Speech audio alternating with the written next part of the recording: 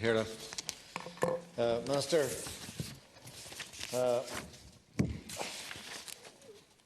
today, Minister, I'd like to rise to express my concerns specifically about the beef sector's fortunes or lack of on the future prospects for that sector.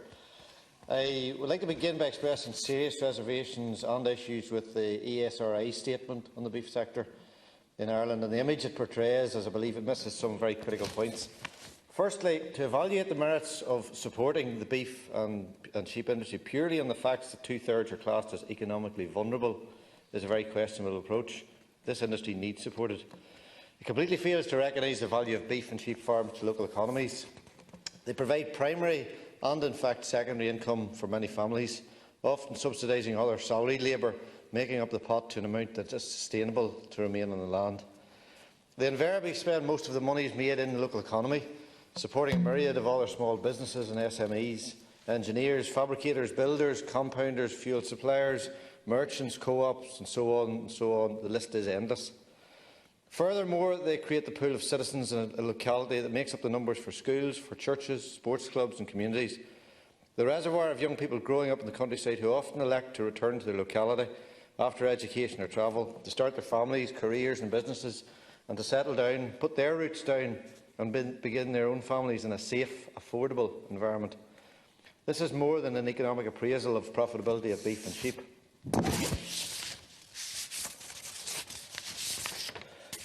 Minister, agriculture was always a large asset, low margin industry. We're all aware of that, and you yourself, like myself, have farming interests. Unfortunately, land and assets, as we all know, doesn't pay bills, doesn't put food on the table, doesn't put your kids through education or fund the day-to-day costs and expenses that a family incurs. In fact, it's only by way of the resilience and dogged determination of many working in the farming industry that it's surviving at all. Many would have given up a long time ago. But there is an important point to note. There's a serious lack of profit through the entire red meat industry. As Senator Daly has already said, we need to look at alternatives to give farmers other revenue streams. Minister, processing, like farming, is high turnover, low margin industry. The sheer scale of the business in some cases making slim margins of less than 2% on hundreds of millions of turnover. And I suppose sometimes we're all guilty of pointing the finger and seeing millions of pounds of profit, but when you look at the turnover of the business, it's a slim margin. And in fact, we go on to look at retailing, where a number of significant retailers are making very, very little on food, sometimes offsetting losses on food against other parts of their product offering in order to keep the food offering there for the consumers. These should be worrying signs for the entire industry. Quite simply, Minister, the supply chain is broken and it needs fixed. Furthermore, this is all coming under a backdrop of increasing environmental pressures in the industry, placing increased costs with no tangible extra return from the marketplace. The bar has just got higher. In addition, the extra requirements regarding our animal health and welfare standards, which are some of the highest in the world, must be noted, is not being rewarded by the marketplace. The industry cannot achieve a price above the market. And in fact, when we look at the Irish beef price, it sits currently about 6th in the European League table. However, what we can do is demand transparency. Transparency and mechanisms that could ensure a fair distribution of profits along the supply chain.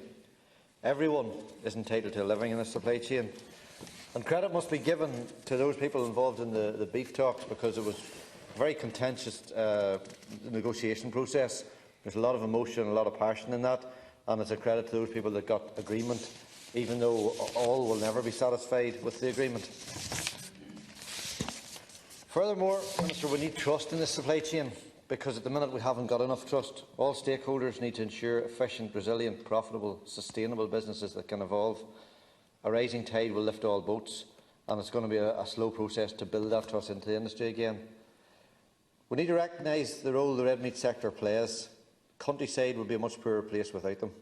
Farmers can be uniquely placed as carbon converters, with much work to be done to drive efficient grass-based production in a sustainable, efficient manner, sequestering carbon focused on the demands of the consumer, providing high-quality, nutritious food, and truly valued by society for the public goods it's providing.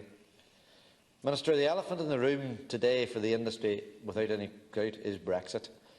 If we don't get a sensible outcome, the potential damage done could prove terminal for many in the industry. Mercosur imports, as we know, has been a contentious issue, but the reality is it's 1.2% of the European beef market. and currently doesn't present a threat, but it may do at some stage.